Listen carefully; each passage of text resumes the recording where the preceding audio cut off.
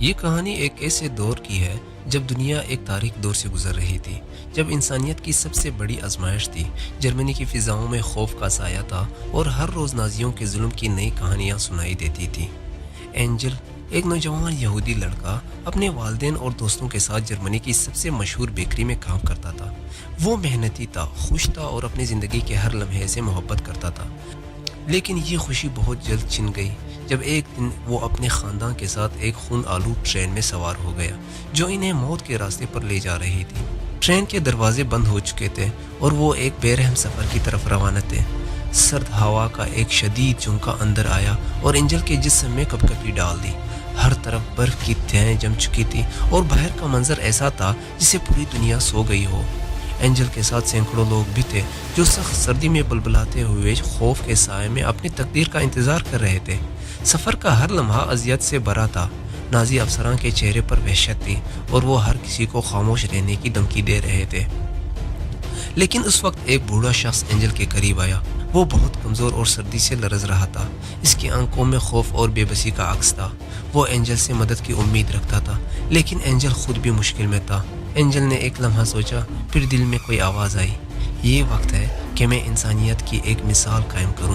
اس نے اپنی طاقت جمع کی اور بوڑھے شخص کو اپنے قریب کر لیا۔ وہ خود تکا ہوا تھا، اس کی انگلیاں سن ہو چکی تھی اور اس کا جسم سست ہو چکا تھا، لیکن اس نے اپنی تمام تر توانائیاں اس بوڑھے شخص میں منتقل کر دی۔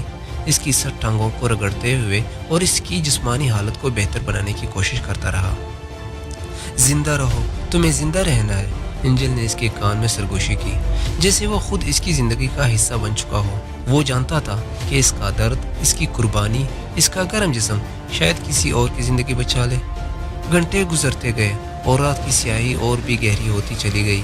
اینجل کی آنکھوں میں نیند اور تھکن کے آثار تھے، لیکن اس کے دل میں ایک عجیب قوت پیدا ہو چکی تھی۔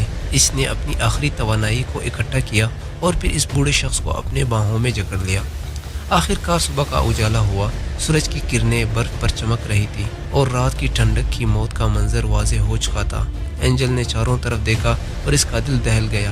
جہاں بھی اس کی نظریں پڑیں وہاں منجمد لاشیں تھیں جو سردی اور بے رحمی کی وجہ سے اپنی جان گنوا بیٹھے تھے۔ لیکن اس کے قریب صرف دو لوگ زندہ تھے، وہ اور وہ بوڑھا شخص جسے اس نے اپنی محبت اور قربانی سے بچایا تھا۔ اینجل کی آنکھوں میں غم، افسوس اور شکر گزاری کی جھلک تھی۔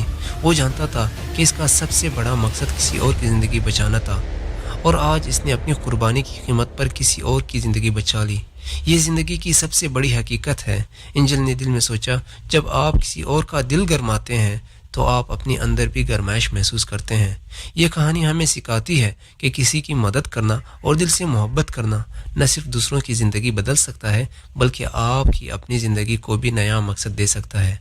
جب آپ دوسروں کی ہمت بڑھاتے ہیں تو آپ اپنی ہمت کو بھی جلا بخشتے ہیں۔ یہ انسانیت کا سب سے بڑا راز ہے۔